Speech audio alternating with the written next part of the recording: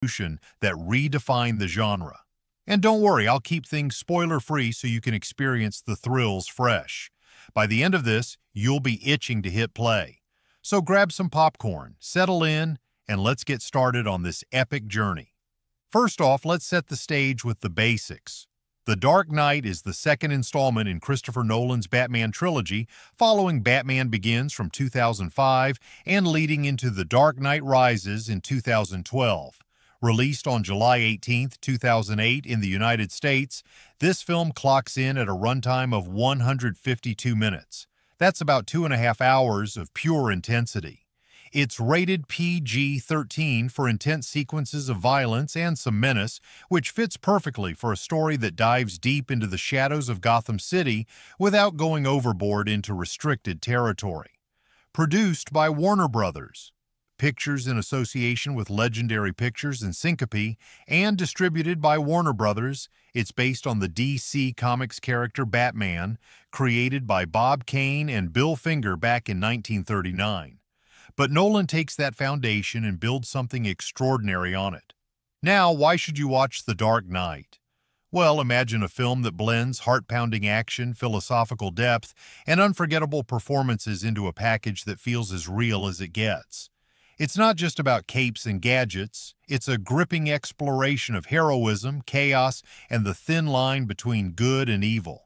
In a world flooded with superhero flicks, this one stands out because it treats its audience like adults, asking tough questions while delivering blockbuster spectacle. If you're tired of predictable plots and want something that sticks with you long after the credits roll, this is it. It's the kind of movie that sparked endless debates in coffee shops and online forums, proving that comic book adaptations can be serious art. Let's talk about the visionary behind the camera. Christopher Nolan.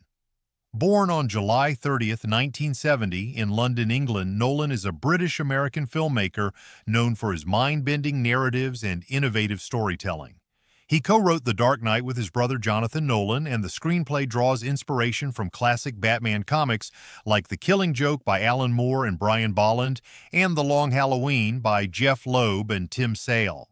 Nolan's direction is meticulous. He's all about practical effects over CGI overload, which gives the film a grounded, tangible feel. Before The Dark Knight, Nolan had already made waves with films like Memento in 2000, Insomnia in 2002, and The Prestige in 2006. But this Batman sequel catapulted him to superstar status. His style? Non-linear plots, complex characters, and a love for IMAX cameras that make scenes explode off the screen.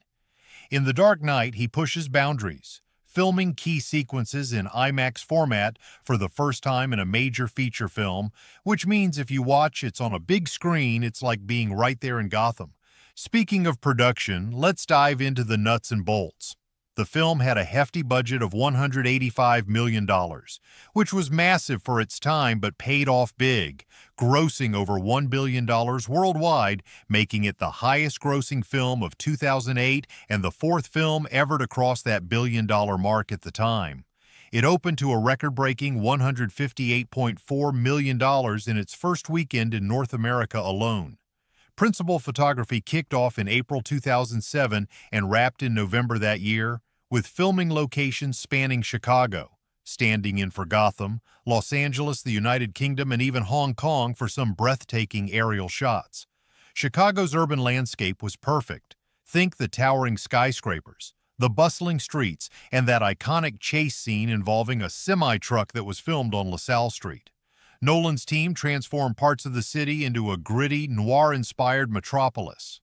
One of the coolest aspects is how they handled the action. Nolan insisted on real stunts wherever possible. For instance, that famous truck flip. It was done practically with a real 18-wheeler rigged with a piston to launch it into the air, no computer tricks